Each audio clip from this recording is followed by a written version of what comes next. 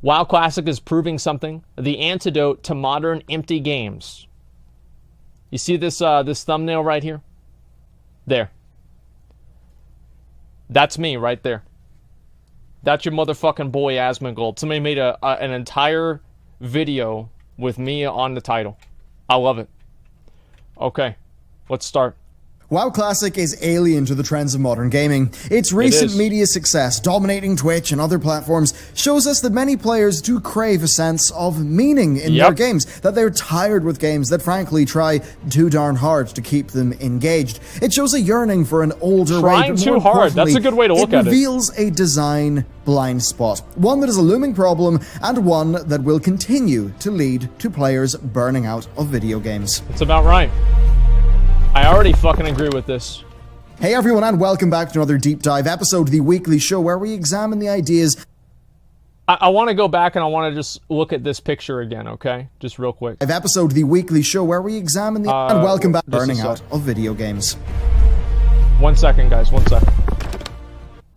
There's this idea that some people have that working in a video game is somehow bad because you should never have to work in a game and it's all play. And I really feel bad for that person because there's something that's really fulfilling and good about actually working towards a goal and meeting that goal. And it's like, honestly, more than that person, I feel bad for their fucking employer. You know, like imagine being that guy's employer and this guy just hates fucking work and he doesn't enjoy it at all and he never wants to do it. It's like, yeah, working in a video game. Yeah, I mean, I think effort is basically synonymous with work here. I enjoy working towards goals, even if they're in games. It's meaningful and it's fun. I wish more people realize that. Hey everyone, and welcome back to another deep dive episode, the weekly show where we examine the ideas and the practices that drive the industry. World of Warcraft Classic is off to a tremendous start. The beta is crushing it when it comes to the game's usual Twitch numbers, with the culmination of years of campaigning seeming to have paid off for fans of the game and for Blizzard. Yeah. So credit to Blizzard for listening to their fans, even though it was not as quick as many would have liked. As I said, WoW Classic is alien to modern gaming trends, including many of the trends that now form the basis of the modern version of World of Warcraft. And this is not the first time that we've seen this happen. Jagex's old school RuneScape, of course, was wildly successful, now far eclipsing the size of the game's more modern version. And all of this begs the question, why are these older games so enjoyable? Why are the modern versions of them not really designed in the way that they were? What is...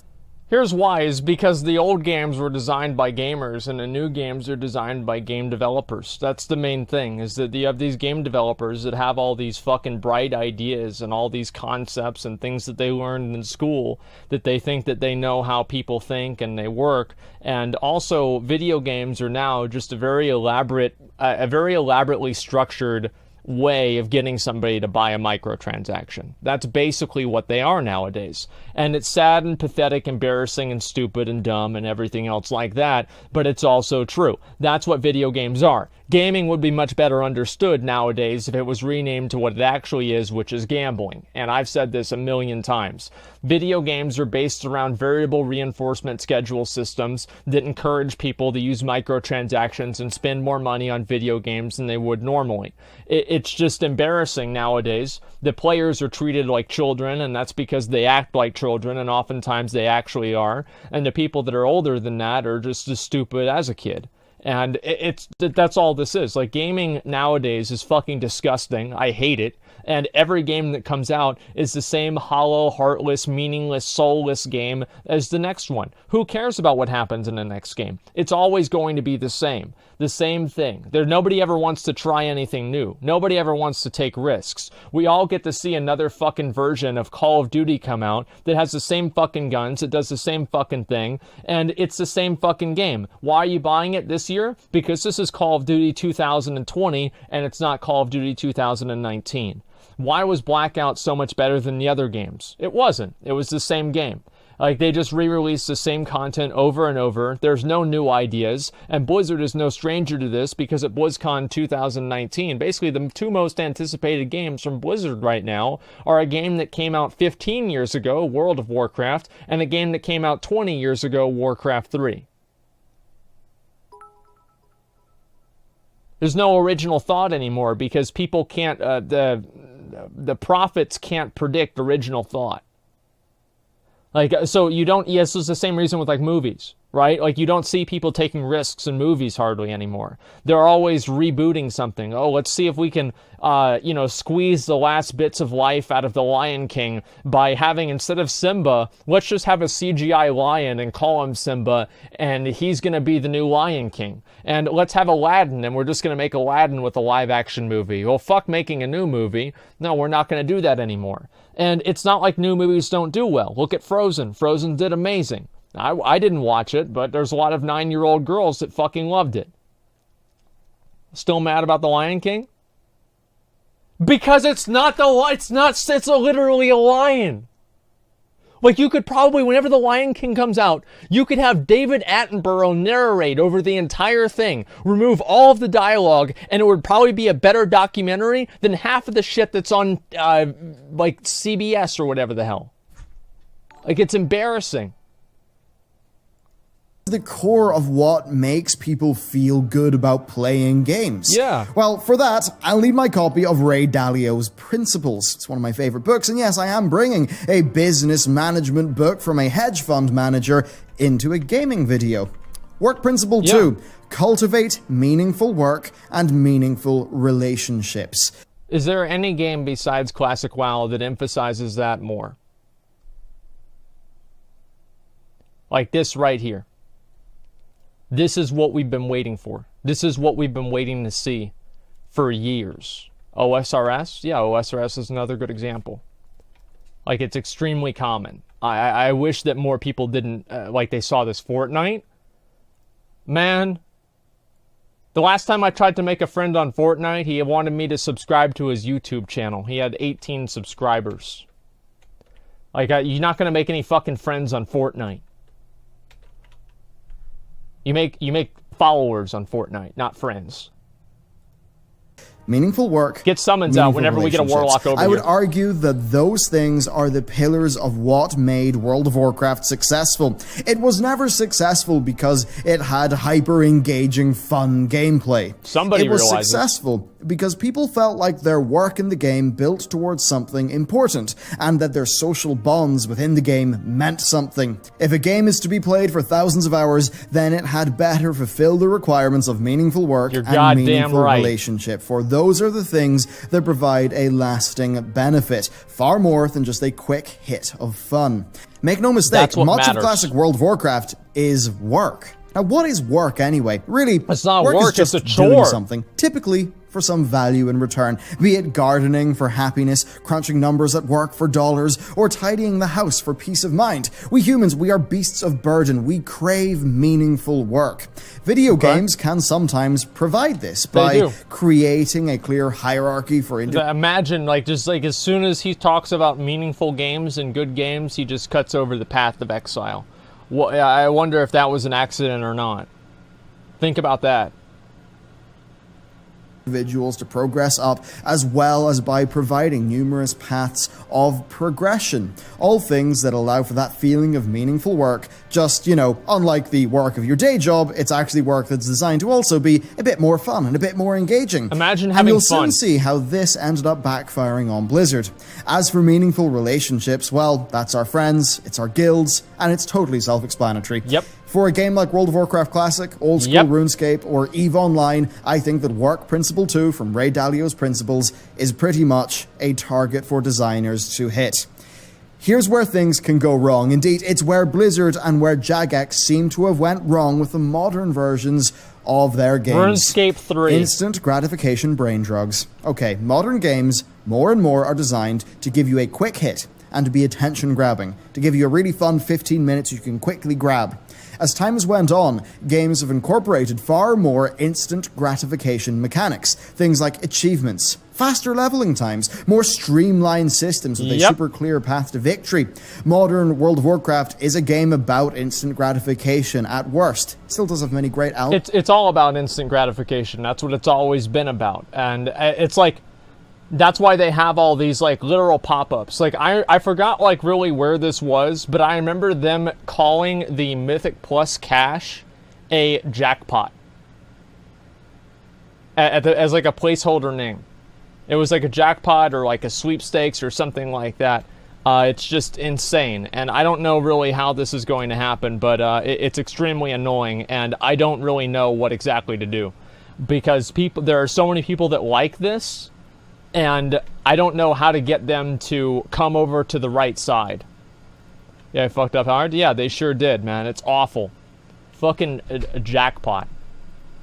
Elements at best, but at worst, it does a lot of that. For an example, in that game, when loot drops, it has a chance to roll at a higher item level, just a random reward for participating, a variable reward system. Your big influx of gear is a weekly random chest that's based off the last week's highest level dungeon you did. The classes have a cut down number of abilities and are generally a bit more streamlined, just following a more defined design. Everything's a bit faster, with far more randomness. The link between the time you put in and the result you get is rather different to how it was in the past. Overall, it's faster, but with gameplay being fairly tunneled into the most efficient areas and the potential for positive or negative RNG to impact your results far more so than in the past. And these are all trends that we see carry over to the rest of gaming. Now, play just about any modern game and you will see how they're all about creating the most exciting quick hit that they can. They're about creating, you know what that 950 is, guys? That's money. So you spend money. Like that's what this actually is. It's 950 money. Now, that's what it's all about. Is like convincing some 12-year-old that has 18 different disorders and he actually doesn't have any of them. It's just his mom is a very bad parent and just takes him to the doctor to rationalize why their kid keeps fucking up every day.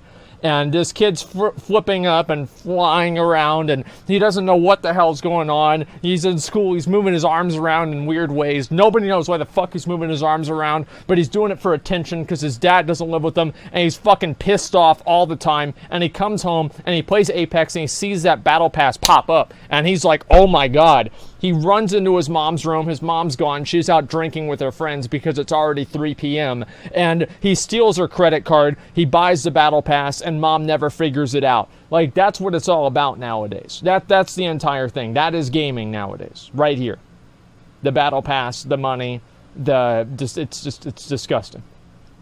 Something you'll notice is how they try to grab you in and how quickly they tend to do that. It's often through fast initial progression, various bonuses, that sort of thing, you know, essentially a highly juiced progression system that's front-loaded, plus longer-term consistent rewards such as Overwatch's loot crates. Why it leans so hard into these things instead of just the core gameplay being its own reward? Money. Well, more so than ever, games are competing for watch time. They're competing against each other. They're competing against Netflix. Companies are going for grand mono-game live service plans that hook you for an extremely long period of time. You get the picture. More than ever, we are constantly bombarded and overstimulated by things that are trying to worm their way into our brains. And really, here's the fundamental issue that we come up against here. One that may explain how many gamers often feel these days. That strange feeling of being excited about a game, you know, playing it for maybe 10 hours, and then just having the glass shatter with all motivation dissipating. I'm sure you've all felt that. That's exactly right. I've felt that with so many fucking games. I'll want to play it, and then I'll play it, and I'll be like, this sucks, I don't care. Like, that happens to me all the time. And why is that? Why does it suck? Why do I not care? It's because the game's fucking dog shit. Like, who cares? Like, I log on to a game. Sometimes I literally will just open the game, and I will already turn it off because I don't care. I think that's partially me, but whenever I play a game, do you guys ever get this feeling? I don't know about you guys, but me. At a certain point, I ask myself, I have like an existential crisis. What am I doing with my life playing this game right now? And whenever I get to that point, I stop playing the game. I immediately quit the game. Like that's all it really comes down to. Like I quit the game immediately because I don't care about it. And that's really what it comes down to. I just don't care about it. Cases, this is down to something called the over-justification effect, What is this? Well, it's an effect where an external reward can actually decrease somebody's intrinsic motivation to do something. How does this work? Well, it's down to the difference between an intrinsic and extrinsic reward. Now, an intrinsic reward, that is like the inherent motivation for doing something. For an example, getting better at the game. Gardening outside because it brings you joy, or playing Unreal Tournament purely for the joy of becoming more skilled at the game. An extrinsic reward, well, that is you doing the same thing, but doing it for an external reward. So playing a game, not to get skill, but to earn a skin, or doing that gardening, but doing it for money. And what happens is, over time, your motivation for doing that activity fundamentally shifts away from the intrinsic reason to the extrinsic one. And when achievements.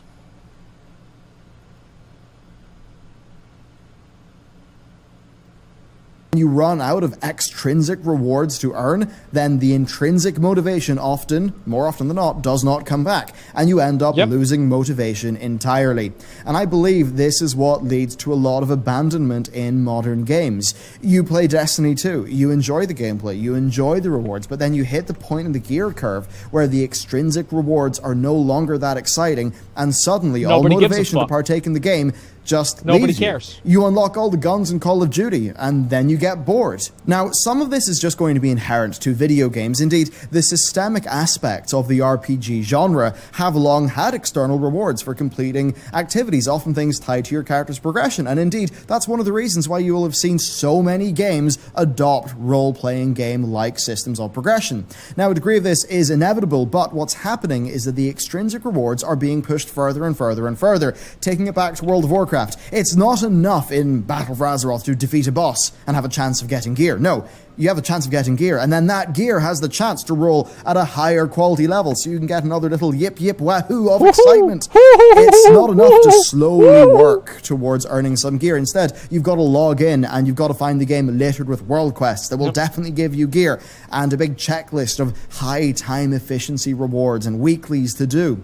Yet, once you're through your daily lot, often the motivation to continue playing just dissipates wholesale. And I would argue that World of Warcraft right now is largely experiencing the negative effects of having highly juiced extrinsic rewards. You know, it's flogging a dead horse. It's squeezing, like juicing an orange, and then putting the pulp of the orange back in the juicer, trying to get more. At some point, it just doesn't work. The overjustification effect, I believe, is an impending problem for the industry, especially...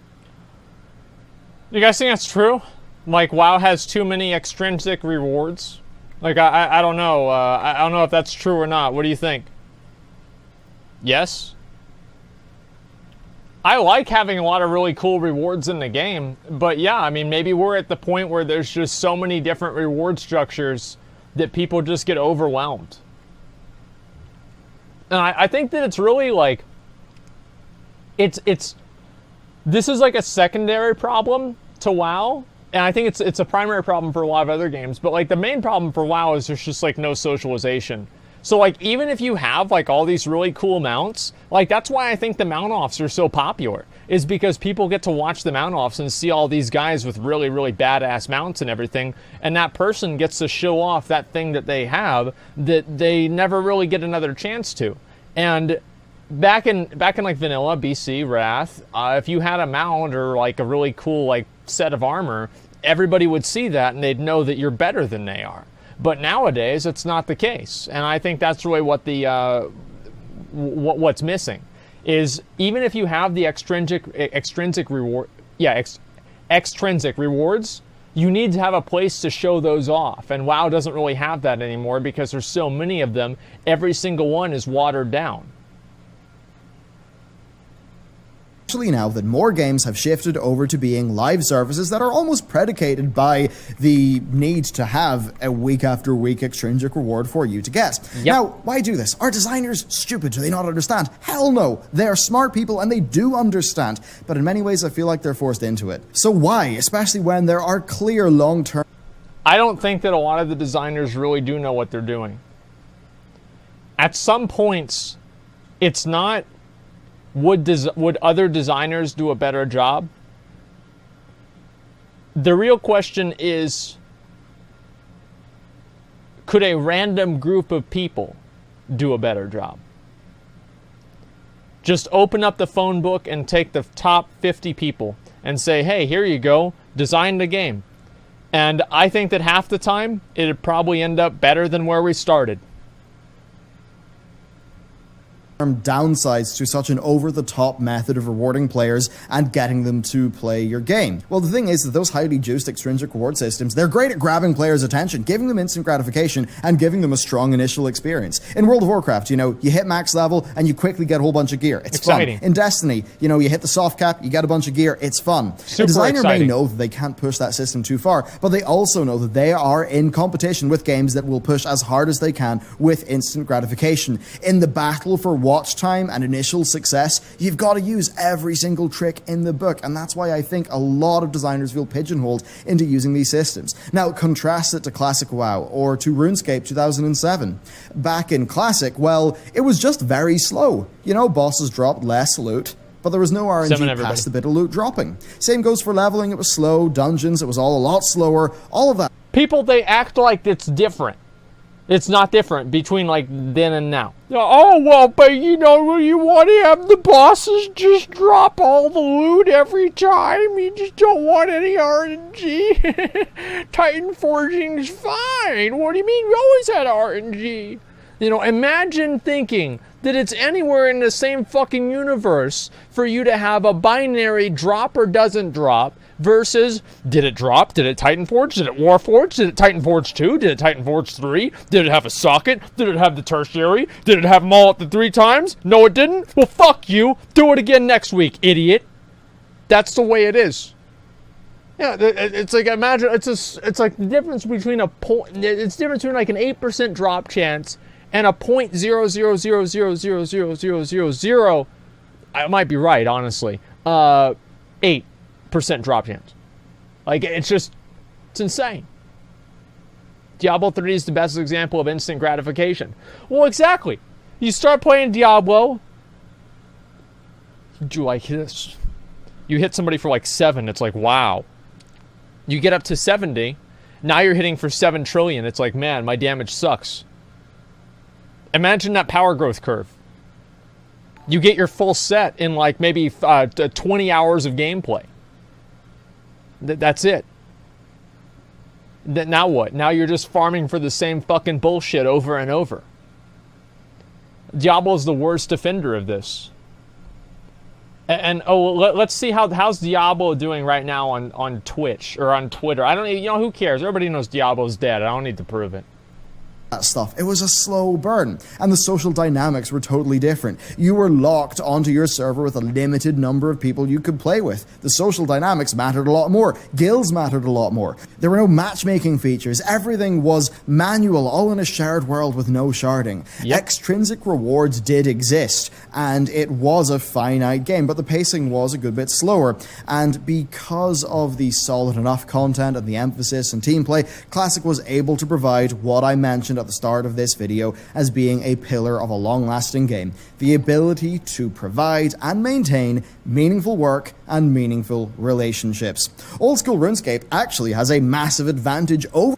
You said you are playing off-stream D3 too, mate. What's up? Diablo 4 life. No, I did not say that. I don't even have Diablo installed on my computer. There's a higher chance of me playing Diablo Immortal for the meme while I'm taking a shit. Because, I think Diablo Immortal and shit would have something in common, considering they're the same fucking thing, probably, than me ever playing Diablo 3 again. I never said I was playing Diablo 3 off stream. The last time I played Diablo 3 was in Season 6. 3 years ago. 2 years ago. Classic WoW in my book, and that is that it's more of a sandbox. Sure, Classic is more of a sandbox than Battle for Azeroth, the most recent WoW expansion, it is. But it's fundamentally a theme park MMO. Old school RuneScape has a more vibrant economy and player-driven systems, and while it does have some theme park elements, that sandbox can keep it ticking on the back of player-generated interactions for far longer. I think the ultimate example of all this is EVE Online. Yes, it's a niche game, But it's a game that's had a remarkably consistent number of players for a long time, averaging 35k players online for the last 4 years, showing incredible retention. So in a world where EVE is just so consistent, where old school RuneScape is doing better than modern RuneScape, and WoW Classic seems to be trending so well, why do we not see more games designed like that? Well, I think there's a large problem, sort of attention economy, attention competition.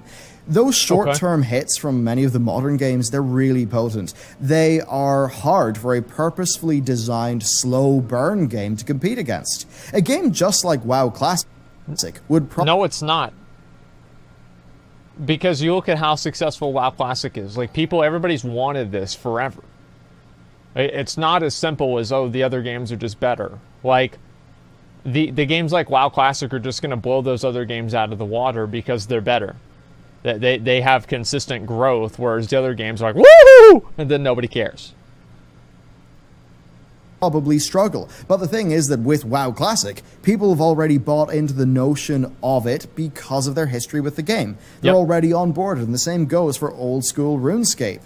It seems like going to extreme lengths to win the attention economy will often come at the expense of a game's ability to, over the long term, provide meaningful work and meaningful relationships to their players. Now, all of that said, and this might seem a bit grim, but I don't think it's all bad. Classic shows us a hunger for the old, more intrinsically motivated way. Indeed, players seem to be getting tired of being bombarded with all the attention-grabbing, very transparent psychological tricks of many modern titles. Indies certainly do seem to be filling the gap well, and who knows, if WoW Classic continues to do well, perhaps Blizzard will learn. They certainly have suggested that they are paying close attention to WoW Classic and they're thinking about what they can learn from it, and maybe other companies will sort of catch the hint. I'd love to know what you think about this, about the meaningful work and the meaningful relationships and the over-justification effect. For me, like, have you ever had that feeling? It's just you play a game, you're super motivated, and suddenly the glass shatters. And maybe you feel like me that this just happens more and more these days than it sort of did in the past. Is that rose-tinted goggles, or is that design trends shifting over time in my and being opinion. more engaging up front, but somehow just losing that long-lasting appeal? I'm not 100% sure on the last point, so please let me know what you think. A massive thank you to everyone who supports this channel, especially the patrons who especially make the deep dive series possible to do. And just thank you very much for watching. And with that, I'll see you next time. That's it. I mean, that's it. Like, these are the kinds of videos that we need to see more of. Like, this is what it's all about. People need to be talking about this all the fucking time. Because this is the core problem with gaming nowadays, is that it's designed with all of these, like, metrics in mind and not with fun in mind. They don't care about fun anymore. Like, Blizzard doesn't care about fun. Activision doesn't care about fun. What are the other ones that don't care about fun? None of them do. Let me give it a like. Yeah, we're going to give it a like. I'll give them a sub, too. Might as well. Why not? Call of Duty is exciting for the... What is this for?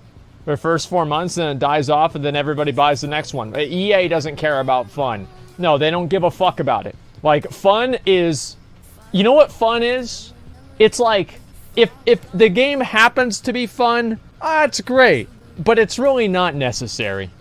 Like, if it's not fun, you know what, hey, that's the way it goes sometimes. Yeah, that's the way it goes. And please read Donos. Just a second. You should try Tribe. I don't know about Tribe, man. Stop paying Vanilla and TVC were so pure in game design sense. They were made to maximize your time, so you kept paying a subscription. That's why you had to spend so much of your time farming Asmongold for your guild during downtime. I don't really think so. I mean, like, obviously, like, if people weren't enjoying their time doing that, they wouldn't maintain a subscription to begin with. So it's like, that's like circular logic. Or it's not circular, but it's like paradoxical. Like, how can you have something that's going to force people into playing a game so they play it longer if they're not enjoying playing the game in the first place? It doesn't make any sense. So no, that's not true at all.